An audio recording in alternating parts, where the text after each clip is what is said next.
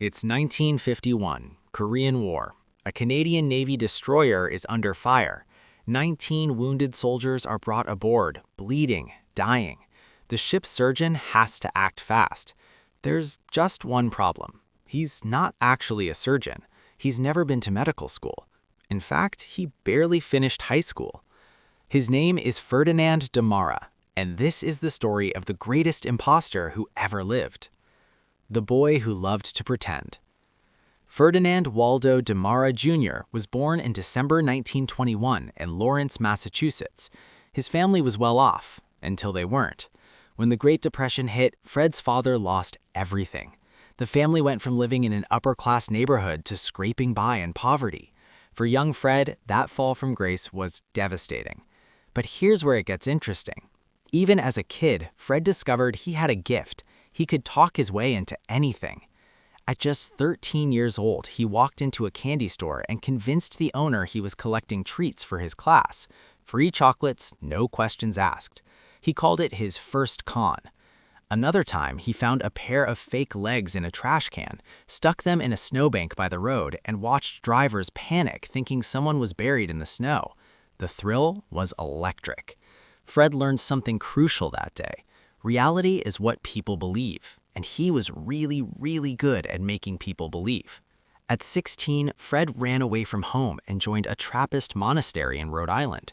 These monks take a vow of silence, the most demanding religious order in the world.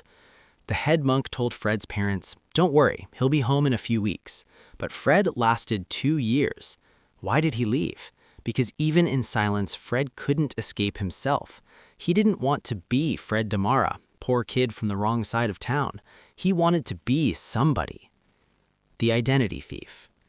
In 1941, Fred joined the army. By 1942, he deserted and stole the identity of an army buddy named Anthony Ignolia. This was the moment everything changed. Fred discovered that with a new name and a confident attitude, he could become anyone. And here's his secret weapon. Fred had what people called a photographic memory and an extraordinarily high IQ. He could read a textbook once and memorize entire procedures. He lived by 2 rules. Rule number 1. The burden of proof is on the accuser. Rule number 2, when in danger, attack. Over the next decade, Fred became a Trappist monk again, a Benedictine monk, a civil engineer, a sheriff's deputy, an assistant prison warden, a doctor of applied psychology, dean of philosophy at a Pennsylvania college, a law student, a cancer researcher, a teacher. He even co-founded a religious college. None of it was real, all of it was believed.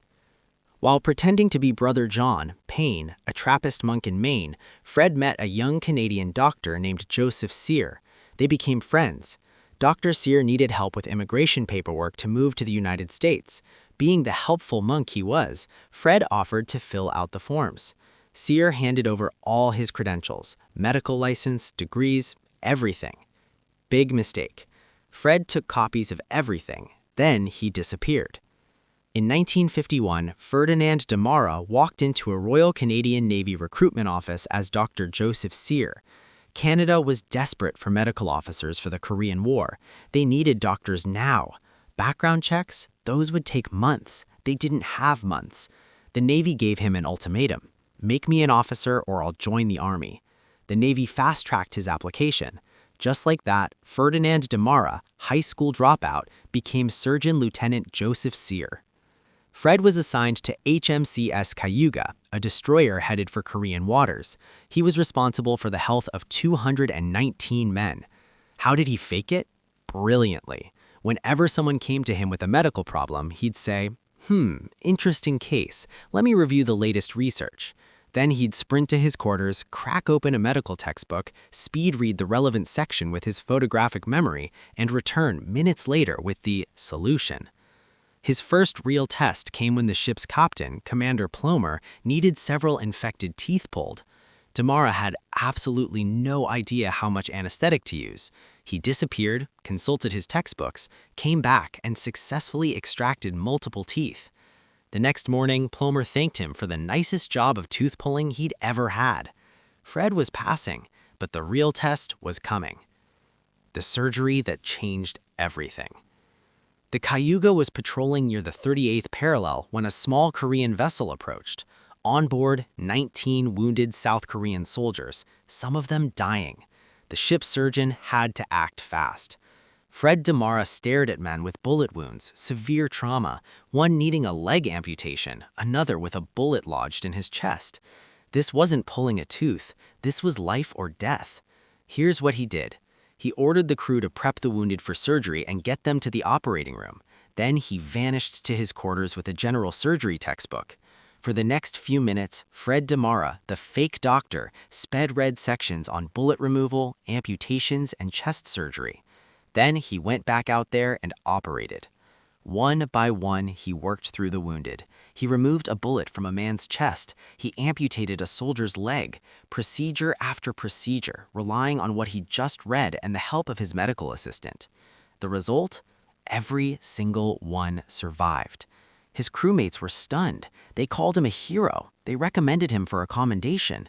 Commander Peter Chance, who served aboard the Cayuga, recalled, "Our intrepid Dr. Joe Sear, fully clad in surgical garb, calmly moved among the soldiers, tending to their wounds seemingly without a care in the world." They wanted to give him a medal. Here's where Fred's success became his fall. The ship's PR officer sent the story to the press. It was too good to ignore. Canadian Navy surgeon saves 19 lives in heroic battlefield surgery. The story went everywhere. The Canadian press, the Associated Press, Reuters. And then someone in Grand Falls, New Brunswick saw it, Dr. Joseph Sear's mother. She picked up her newspaper, saw the story about her son, the war hero, looked at the photo and thought, "That's not my son." The real Dr. Sear, safely practicing medicine in Canada, was equally confused when people started congratulating him on his bravery in Korea. The Canadian Navy received word, "Your medical officer is an imposter." The Cayuga's crew didn't believe it. They confronted Fred, fully expecting him to prove the Navy was wrong.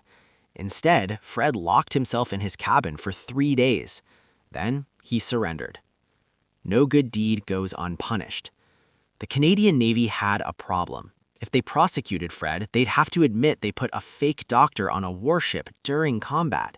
The international embarrassment would be enormous. So they made a deal. They quietly deported him back to the United States with no charges. They even gave him back pay and service credits, almost $1,000. When asked why he did it, Fred had a simple answer: rascality, pure rascality. But his crewmates saw something else. Despite being a fraud, Fred had actually saved lives, real lives. His surgeries had worked. Years later, they still called him a lifesaver. Back in America, Fred sold his story to Life magazine in 1952. His exploits made him famous. In 1959, author Robert Critchin wrote The Great Imposter, a best-selling biography. In 1961, it became a movie starring Tony Curtis. Fred even appeared on Your Bet Your Life with Groucho Marx, joking about his adventures. When he won $1,000, he announced it would go to the Feed and Clothe Fred Demara Fund. But fame was a curse for an imposter. Everyone knew his face now. No more new identities. One last con. Of course, Fred couldn't help himself. He took on more identities: prison guard in Texas until an inmate founded Old Life magazine, teacher on a remote Maine island until a parent recognized him. Eventually, something changed. Fred went to school and actually earned a degree as a minister. For the first time in his life, he was qualified to be what he claims to be. He became a chaplain at Good Samaritan Hospital in California, where he ministered to patients until his death. Ferdinand Demara died on June 9, 1982, of a heart attack. He was 60 years old. His later years weren't glamorous. He became severely obese and had both legs amputated due to diabetes. So what do we make of the Great Imposter? Some see a con artist who endangered lives by practicing medicine without a license. Others see something more complicated, a brilliant, broken man searching for an identity he could be proud of. Fred never stole for money. He stole identities, status, respect. As his biographer wrote, he wanted to be a hero, to lead an epic life dedicated to the benefit of others. Here's the wildest part. When Fred was finally exposed as a chaplain in the 1970s, the chief of staff at his hospital vouched for him personally. He was allowed to stay. Patients loved him. Maybe Fred Demara did finally find out who he really was, or maybe he was just really, really good at pretending. One thing's for certain, he performed successful surgeries on 19 wounded soldiers after reading a textbook for 10 minutes, and they all survived. If that's not proof of something extraordinary, fake degree or not, I don't know what is. So what do you think? Was Ferdinand Demara a dangerous fraud or a misunderstood genius? Let me know in the comments below.